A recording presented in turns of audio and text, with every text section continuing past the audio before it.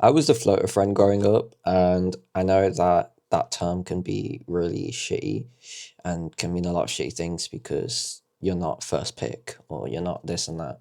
But I think it's taught me a lot about myself and how to behave even as a human being because it's a lot more scarce the resources I have, which are friends. And I think it's just something that's popped into my mind that I do want to talk about on the off chance that someone else is experiencing this. I mean, it'd be pretty cool to give some advice on that and to look back on my journey. Um, I think for me as a person, I've always tried a lot to make friends. I've always tried to put myself out there. I'm a very outgoing person, and a lot of the time growing up in school, I did not get the hint. I did not get the hint at all, and I would say my first real friend was probably when I was like 8.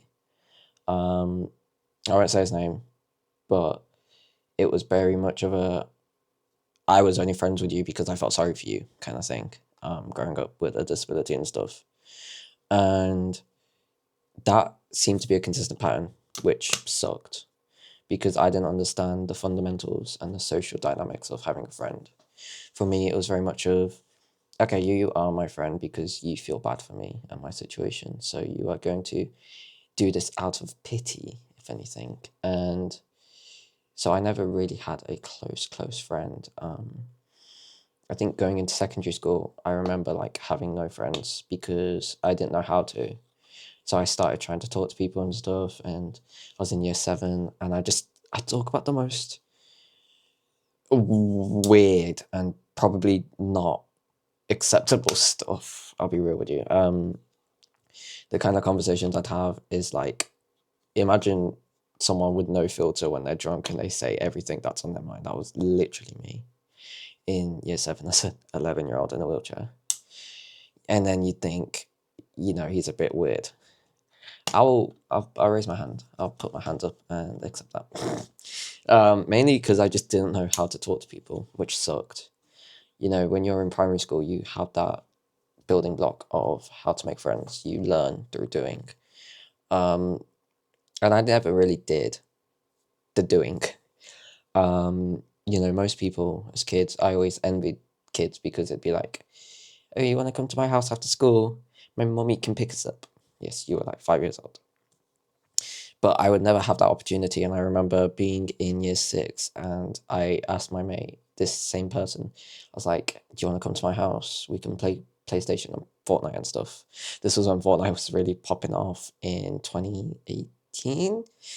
And I was like, yo, come over. And I convinced him after so much time.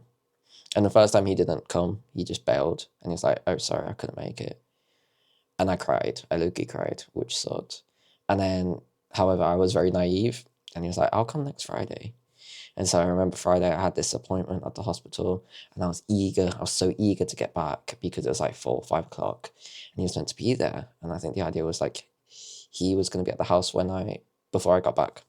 And so I was like so excited. I was like, oh my God, I'm really looking forward to this. And then he didn't show for the entire night. He bailed on me. And that was my first experience of having a friend come over. So that really set the low bar, that low expectation of having friends and how to be a friend.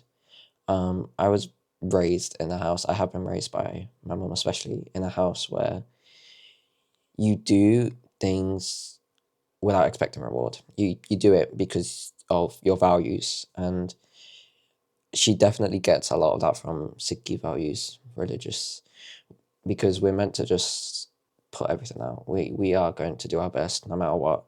If someone doesn't like us, we're still going to help them out if they need help. And so growing up like that, I always thought to everyone's like that. Boy, they are not. They are not. And so for me, especially being at university and stuff, it's learning how people function and learning to understand people that aren't you. Because I would say I have some incredible friends. I can actually put that down now and say, like, you know, primary school was a disaster towards the end when you actually tried to make friends. Secondary was just a shithole to begin with, to end with, and everything in between. Sixth form, I literally just did not bother and I just sat on my own. by the end of at the end of it in year 13, I just didn't talk to anyone. And so I'm at uni now. This is the fourth step, and it's taught me a lot. One of my closest best mates, he's very much like taught me a lot as well about how to be like how to understand people and stuff. And all my friends have really, but it's also like understanding people. And so back to my topic on being a floater friend. Growing up as a floater friend through school, um, it's kind of affected me a lot, but it's also taught me that, time is valuable.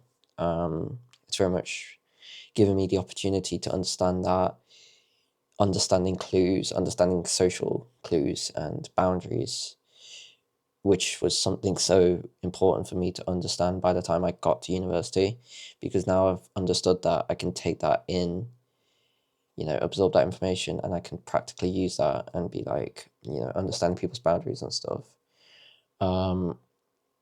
But, you know, I know people experience it, and I just wanted to talk about my experiences because all that stuff in school and primary, and then I used to be in a couple friend groups where I got kicked out straight away.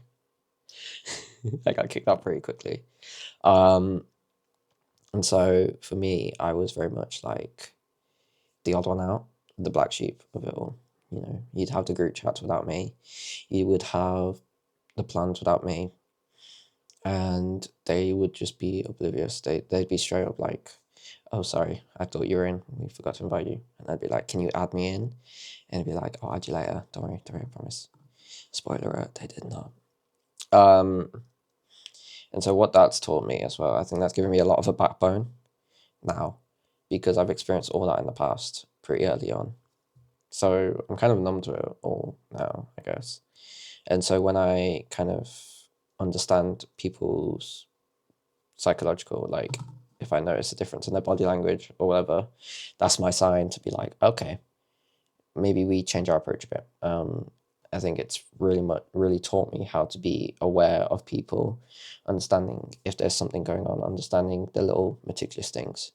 So, for example, let's say, one of my friends are having a bad day and they're showing subliminal body signs. I'll be like, yo, you made that effort in it. You will make the more concerted effort to go have a chat. Just be like, look, you good? How's life and stuff?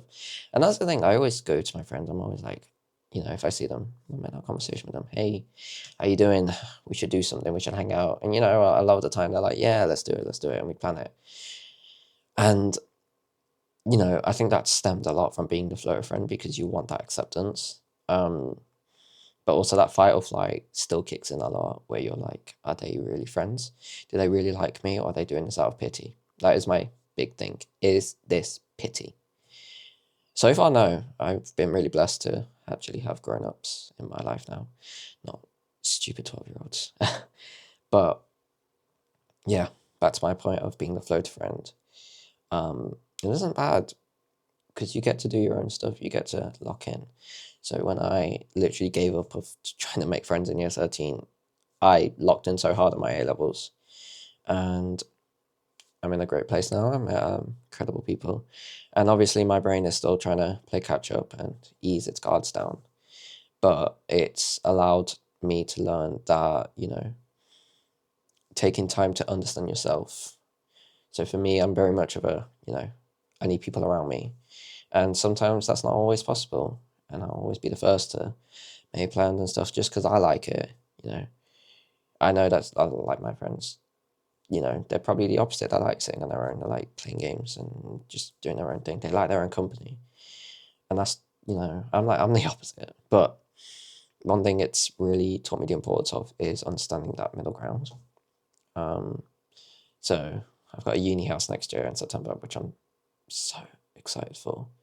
And I pitched the idea, and I was like so thankful that I have three of my closest friends in the world. We're all sharing a house together.